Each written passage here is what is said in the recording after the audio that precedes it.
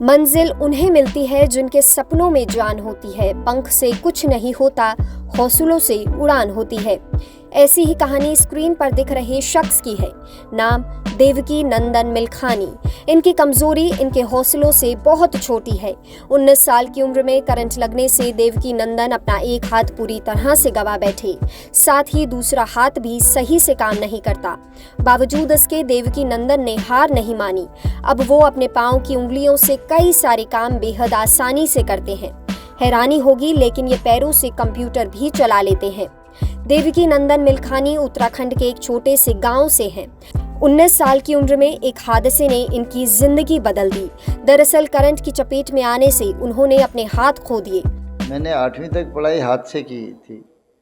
8वीं के बाद मुझे मेरी 19-20 साल की उम्र होगी, तब बिजली का करंट मेरे को लग गया था। उसमें दाहिना हाथ आप देख रहे हैं ऊपर कंधे से कटा हुआ है और बायां हाथ भी इस कंडीशन में है। तो उसके बाद 79 में जब एक्सीडेंट हुआ, मैं 1 साल बाद जब घर वापस आया 80 में, तो मैं वो ज़िंदगी नहीं जीना चाहता था जो दूसरों पर निर्भर।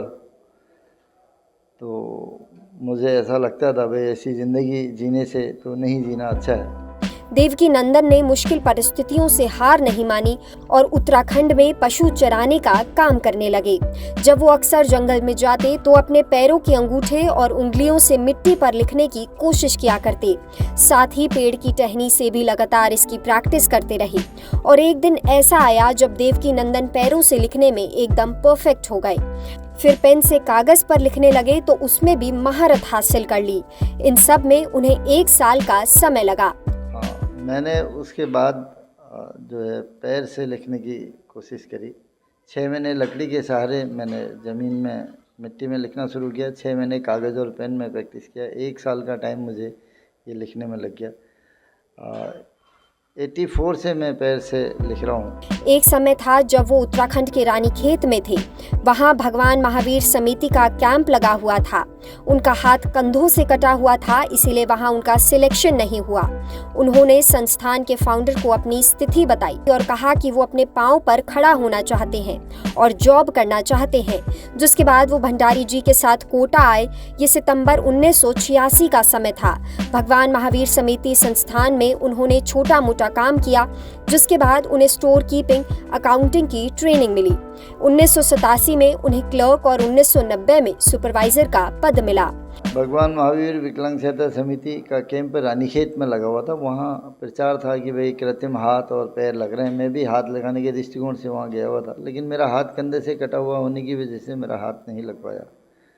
तो इस संस्था के जो फाउंडर हैं, जन्मदाता हैं, श्रीमान महावीर चंद भंडारी साहब और श्रीमती प्रसन्ना भंडारी, जो 3 बार राष्ट्रपति अवार्ड से सम्मानित हैं, जिनको सेकंड मदर टेरेसा के नाम से जाना जाता है, वो भी वहाँ कैंप में आई हुई थी। मैंने उनको अपनी परिस्थिति के बारे में बताया कि मैं मेरे पाँव पे खड़ा होना चाहता हूँ और मैं किसी पे डिपेंड नहीं रहना चाहता हूँ।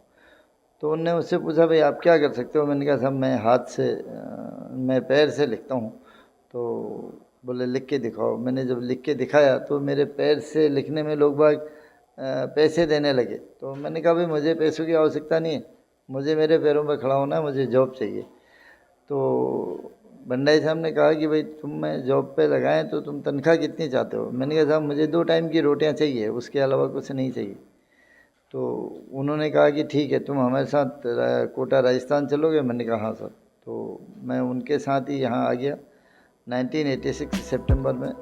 देवकी नंदन अभी भगवान महावीर विकलांग सहायता समिति में मैनेजर के पद पर कागज संबंधी काम करते हैं। अपने पैरों की उंगलियों से पेन पकड़कर अच्छे से लिख लेते हैं और साथ ही कंप्यूटर भी चलाते हैं। जमीन पर एक लकड़ी की तख्त पर रखकर सभी काम करते हैं। अब ये ऑफिस का सारा काम आसानी से कर लेते हैं। लोकल 18 के लिए कोटा से शक्ति सिंह की रिपोर्ट।